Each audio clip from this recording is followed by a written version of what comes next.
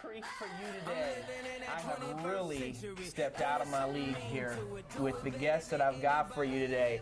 Dave Acosta. This guy could probably snap my neck just sitting here, making me a little nervous. So if you Google Dave Acosta, you'll get his website, daveacosta.com. We're going to put that link down here because you want to check that out. This is what it says. And then I'm going to tell you what it says, and you're going to answer what that means. Okay. It says, are you on autopilot? Do challenges stress you out or excite you? Are you happy? Do you wake up and ask, what do I love to do? So explain what the heck that means and how and what you do, Dave. Okay. And by the way, welcome. Thank you for being here. Thanks. I appreciate it. Really happy to be here with you guys. So, first of all, I have a background working with some of the most elite tactical operators in the world. I've worked in some of the craziest places. Let's throw a couple out there. Countries in Africa most people don't know exist. All over Iraq, all over Afghanistan, Mexico. I do a lot of work in Brazil with a lot of specialized, elite units, SWAT teams and stuff. And I got to tell you that you start to see that these elite guys, these elite performers in the tactical world, they have a lot of commonalities, right? So I tell people that I do a lot of speaking on the 4 common denominators of elite performance. Okay. They translate from special operations into the business world, into professional athletics. So let's go back to the first question. Do you feel like you're on autopilot? How often do we feel like, there's got to be something more? There's got to be something more. It's almost, I call it depression, because you go blind. You literally just walk around in a blur. Sometimes, like someone like yourself, you're so good at what you do, you can very easily start coasting. Now, there may be people that admire you for what you're able to do in your industry, and they want to be like you, yet you're not challenging yourself anymore. Then there may be people that are just struggling. I mean, come on, this is a tough economy right now. How do I provide for my family? I'm failing. So you get into this zone where you're just like, dude, I'm on autopilot. I don't know what to do. That's where I come in.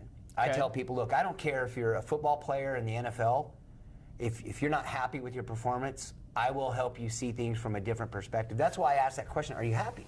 So you're a mental fitness coach. Right on. So you help people understand their capabilities and then overcome all their weaknesses or shortcomings to help them achieve their glory, what they were put here to do. Right on. And you have the background. I want to talk a little bit more about your background, because I've been on this kick lately about checking the credibility of the people that you're talking to, because anybody can put good theory. I could go read a great book and then memorize it and then deliver that to you and be like, people will be like, man, that sounds great. Talk to us about the people you've trained, and we're talking about elite performers. It does not get higher in the world than the type of performers and people that Dave coaches. So talk to us a little bit about that. Yeah, I do. When I was out there, the way it started, when I was actually out in the field running security teams as a contractor, I was surrounded initially by a bunch of Navy SEALs. Okay. And I was this student. I was learning things that I couldn't even comprehend as a SWAT operator out of North Las Vegas. Here I am in the middle of Iraq with these SEALs in 2004, and people are literally shooting at us every day. You're just trying to get from one place to the other without getting your client killed. Right. And these guys, there was not an incident that these guys thought that they were going to lose. It didn't even register in their mind that they could lose. Success was so pre-programmed. It was like, it was crazy. I can't. Okay. It was You're talking crazy. about the SEAL mentality, right? Yeah, but let's be honest. That's not just the SEALs. I mean, the Special Forces community with the Army and the Marine Corps, they've got theirs, and the PJs with the Air Force. There are these elite units throughout the U.S. military family. But I would say that they have this. Well, like you and I talked about earlier, they're all qualified at such a high level that the way that they operate, they just can't fathom failure. Okay. And I'll tell you something else, though. It's not that they just can't picture failure. They don't accept failure. Even in their training, even in their preparation, they do not accept failure. So I'm looking and I'm going, wait a minute, man. I thought I was in the NFL of the tactical world being an operator on a SWAT team in Las Vegas. Okay. And then I find myself working with these guys, and I'm like, Different whoa, level. whoa, whoa, whoa, whoa. Not only is this a completely different level, but I'm capable. That was my light bulb moment. I'm capable. They invited me in. They're teaching me. They're working with me. I'm capable of more than I thought. Okay, so how long did you work, or have you worked in that area, where it be SWAT or whether it be Army Rangers or? Well, I've been doing this for going on almost 27 years 27 years. Yeah, go about 26 years right now. But I started to move away from law enforcement and do like elite security stuff in 1998. Okay. And I've been doing it ever since. And then in 2004, I got pulled in with these guys from a company called SOC SMG. And it was a company owned by some SEALs. So they were doing some really, really high-end protection stuff. And they hired you. They wanted you to come in and work on people's mentals. Yeah, is that actually, right? Is that right? Initially, that's what happened. They were just like, hey, we love your theory of don't die a victim. That was my theory. Don't die a victim. Don't I like die that. a victim. I mean, I will tell you this. What I was saying before I met them, I started my own officer survival school. We were teaching officer survival techniques and tactics nationally. We were a nonprofit. We had national contracts. And one of the things that I was saying that was attracting some attention was, I was saying, look, you can get shot, you can be bleeding to death, and you can get on the radio, and you can die a bitch, okay? For lack of a better word. You can be a victim. You can get on the radio and go, help me, help me, help me, help me, and bleed out. Why didn't you put on a tourniquet? You know, self-medicate. Why don't you just say, hey man, this is my situation, this is what I'm going through, give me some help here, and then you're done asking for help. Now take the initiative. Because I have a story of one guy who bleeds out calling for help, and then I got the story of this kid out of Las Vegas PD, Enrique Hernandez. The kid gets shot 6 times at point blank range. One round goes through his hand into his throat. And what does he think to do? Even though his right arm is shattered, he's dropped his gun, he thinks to pull his knife out because he still wants a shot at this guy.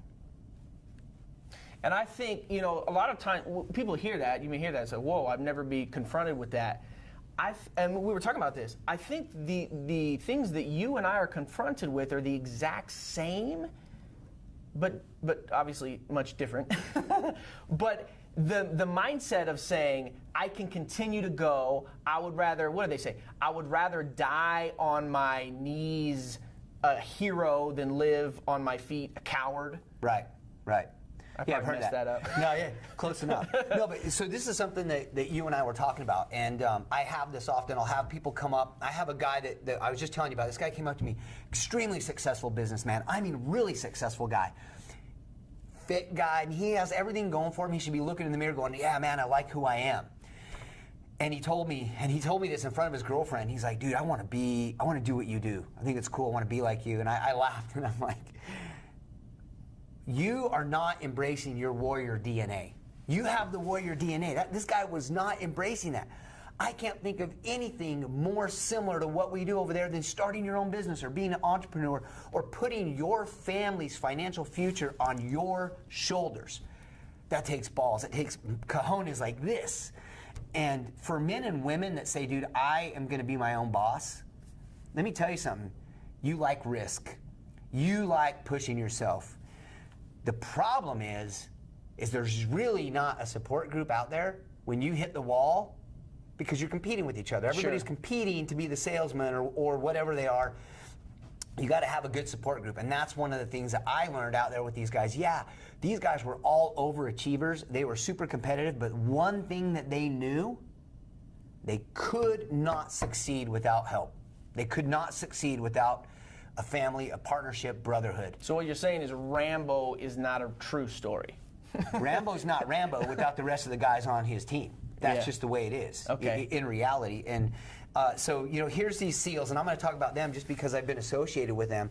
And I think as a culture, we're fascinated by Navy SEALs. There's movies coming out, there's books, all this. And the fact that you work and train with these people, and I didn't mean to interrupt you, but I want to restate what you said. What he's saying is the closest thing to that mindset of survive and win or die is being an entrepreneur. Absolutely. Unbelievable. Yeah. Now, I think that that's the first key is most entrepreneurs or people that want to be, they need to accept that and adapt that. You're not playing around. This isn't just like, oh, well, if I make it good. You have to have an all-in, like you were saying, I will win. Doubt of fear or failure, that doesn't even come in my head. I don't drift. I'm focused. I'm, right? Yeah. Okay. Yeah, I mean, let's talk a little bit about the entrepreneur for just a second. Okay. This is a guy or a gal who's like, dude, I'm willing to take full responsibility for my future and my family. And I tell people when they're like, it's not the same, what you and the guys that you were with do, people can get killed. I'm like, it is the same. It is the same. Our time frame is now.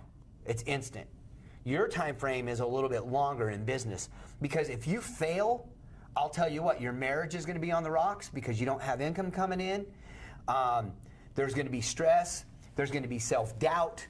It's very destructive, that path of not accomplishing what you're trying to achieve in being able to be your own boss. And we deal with that. I deal with that every single day. It's depressing. As I'm coaching and training people. And then you get a little bit of that doubt and fear, oh boy.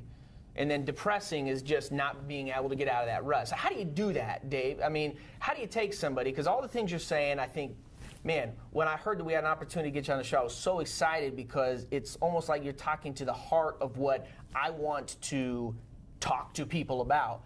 But how do you do it? How does working with you take the average or the dull sword, the dull weapon, and sharpen it and make it precise and precision? Because it's what you're saying is it's inside everybody. How do you get it out? How do you coach people to get that high performance out of them? They got to change their perspective.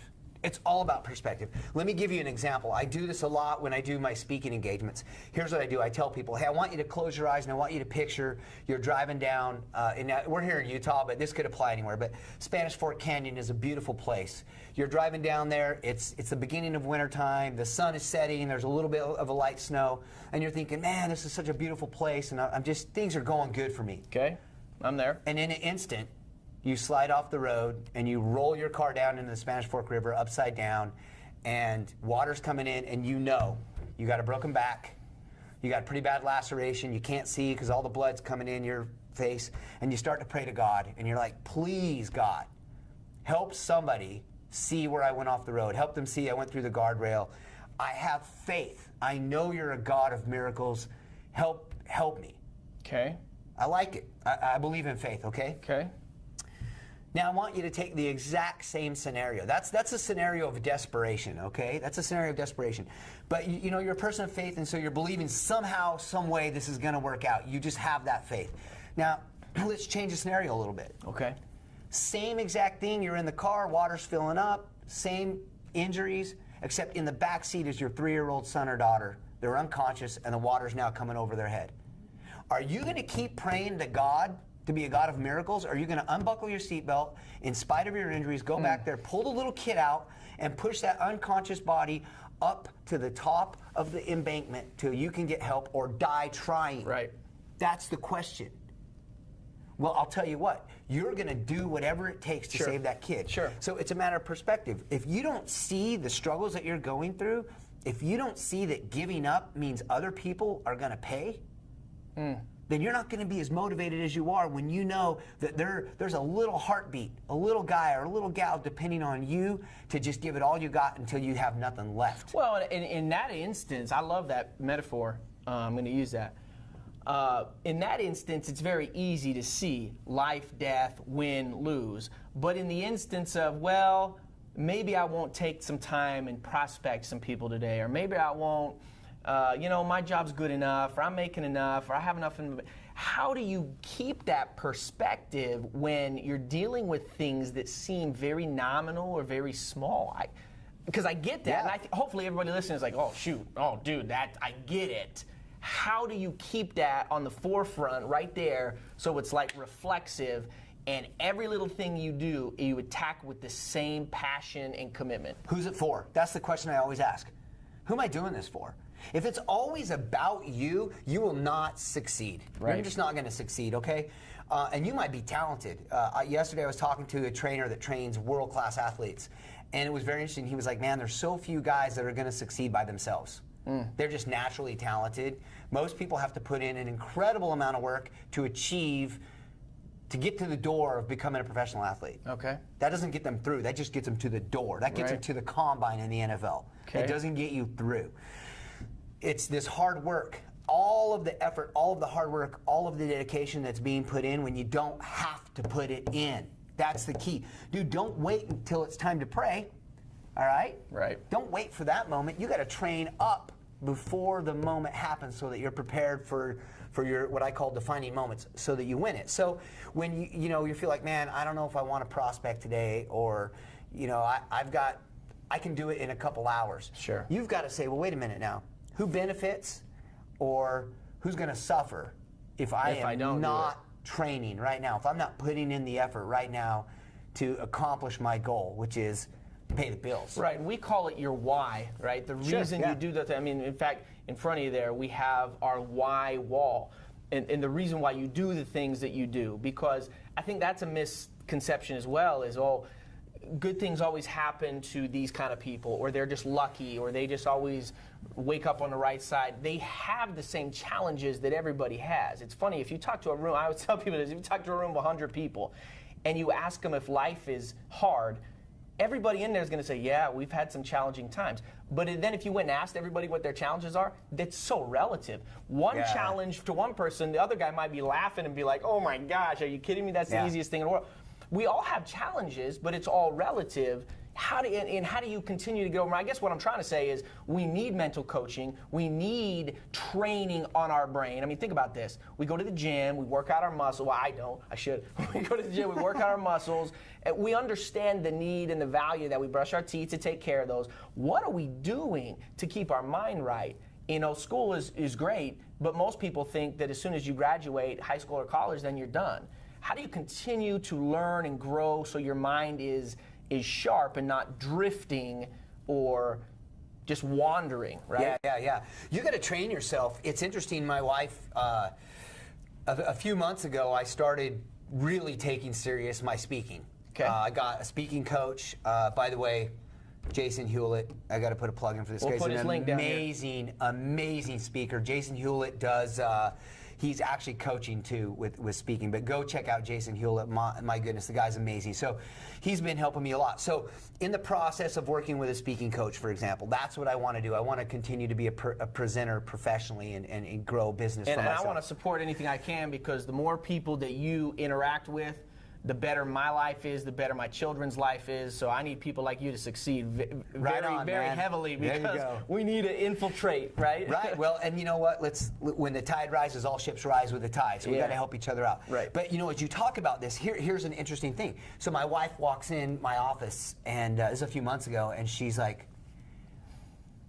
she's wondering where the income's coming from, right? Yep. Because speaking, it's hit and miss. Sometimes you have gigs and sometimes you don't. Right. And when I'm overseas working in security, my life's on the line, but there's a nice check coming in. So this is a different thing for her. Okay. So she comes in and she's like, looks at the screen on the computers. I have my TV hooked up to it in my office, and she's like, why are you on Facebook? I'm learning Facebook. Right. But for her, she's like, You're dinking off. Yeah. And then she comes in an hour later, and now I've got YouTube on, and I'm watching a couple speakers that I know are really successful guys. Sure. And I'm trying to learn their style and some of the things they do, and I'm taking notes. They say, honey, you're working. Exactly. She comes in, and she's like, now you're watching YouTube. What are you doing? Right. And I explain it to her, and I'll tell you guys this is really important.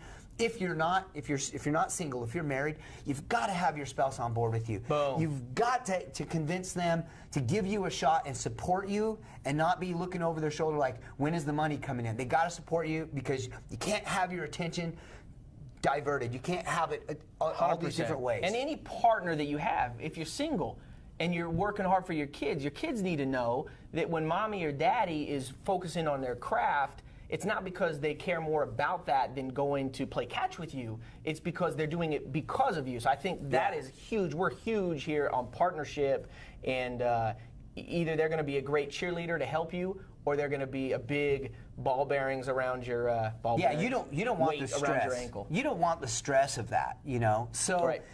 So anyway, it was very interesting. So you're learning social media. Yeah, I'm learning social media. Here's how I do it, guys. This is new for me, by the way. So if this business is new for you. This business is new for me. This is a different thing than training SWAT guys, And that's right? hard. That's hard. 26 years after being like Mr. Let's go get G.I. it done. Joe, I know Yeah. I'm the alpha male. Now, oh crap, I don't know how to do this, or maybe I'm just learning. That's hard too, right? Yeah, it is. It's brutal. It's brutal because, you know, I've always prided myself on being up to date on tactics and techniques and technology that's related to what I do. And all of a sudden, I'm behind the 8 ball. You know, I think I know what I'm doing on Facebook, and then I don't even know what a boost is. Right. Right. And then some other things. So I'm starting to learn how Facebook actually can grow a business. LinkedIn. How to use my Instagram to push these other things. So Yeah, and it's crazy. If you, and just another plug, I was huge resistant on this too because, frankly, I just kind of like to keep to myself to do my own thing. But it's for my business. That's an occupational hazard. It's not very profitable. So you have to adapt and learn. You don't have to like it. You know, you were saying this earlier. You don't necessarily have to like it, but you've got to do it if you want to succeed in this new era. So sorry, I keep interrupting your flow. The bottom line is this. You know, as you ask me, well, what can people do? Study people and study techniques that you admire. Go online and watch a guy.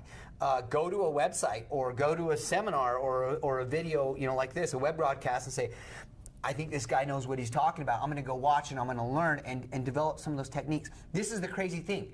20 years ago, we didn't have this. Right. So it's so available that people aren't taking advantage of it. That's the issue. And 10 years ago, it was so new. I mean, it's crazy to think of how quick technologies happen.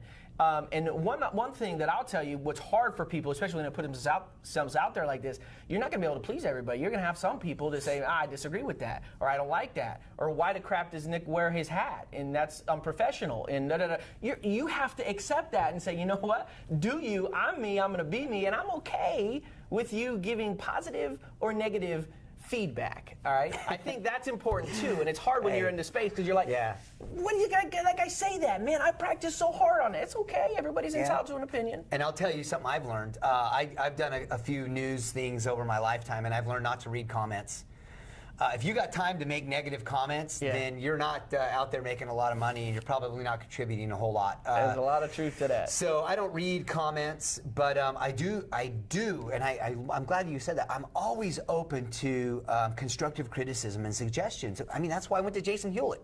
Yeah. For goodness sakes, the guy, why would I repeat the same mistakes when he's willing to coach me and say, this is what you want to avoid to get where I'm at quicker. Sure. So, here's a coach. If this is what you do, this is the guy that you go watch on a video or you go to a seminar with him.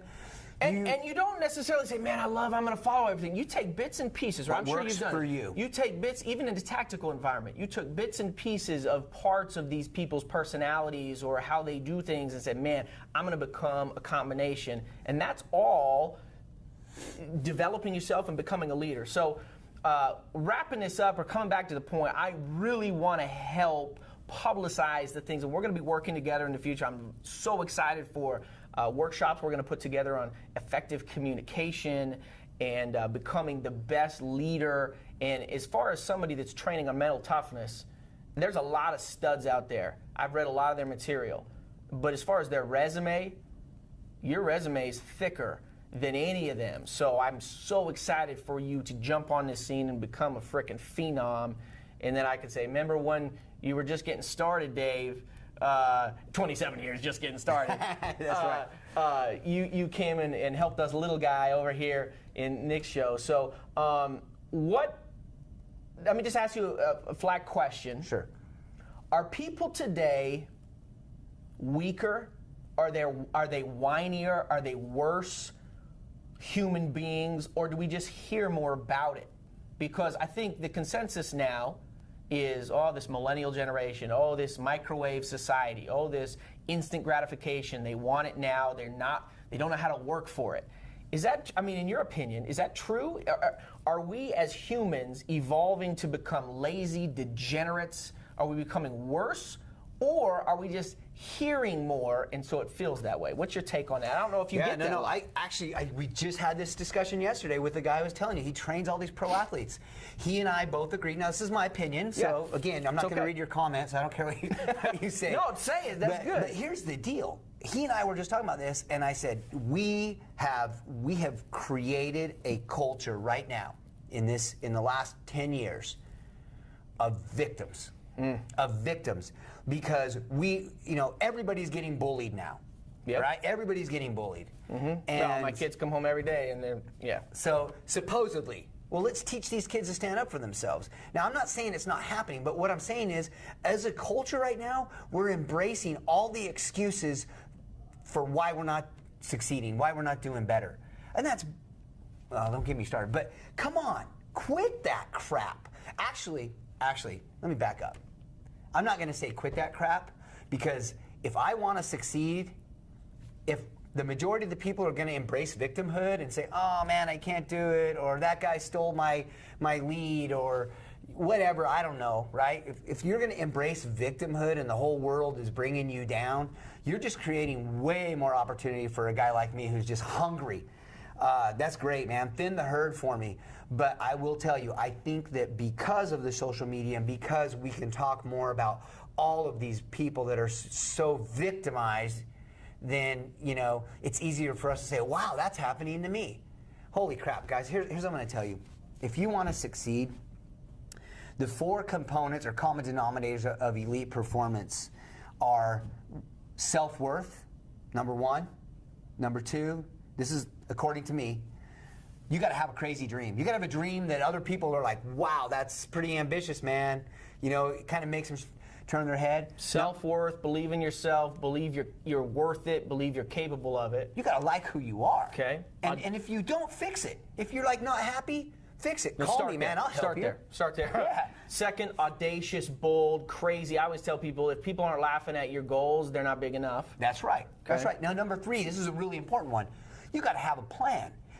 Let's say that I want to be this superstar of Primerica. I want to sell a ton of stuff.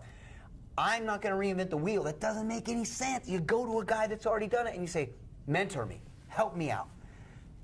Great. And so I think now you have that's a disconnect too, because people say, man, I'm with you. I have this goal. I want to be this. I want to be this. You don't have a clear and concise plan. It's like people, they set a goal. What's your goal? I want to get in shape. That's not a goal. That's a dream. A goal is, I want to lose X amount of weight, or I want to run an X amount in a mile, and I'm going to do it by this day, and I'm going to do it through watching my diet and exercising, da-da-da-da-da. You have a clear and concise plan. I mean, the formula is there. Think and grow rich. Yeah, just don't reinvent the wheel. Okay. There are people out there that are going to walk you through this and help you. So don't reinvent the wheel. That's really important, because then you get really frustrated.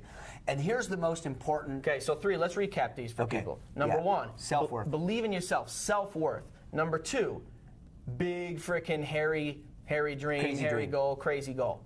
Number 3, plan. Clear, concise plan. Right. And okay? Number 4, this is the most important one.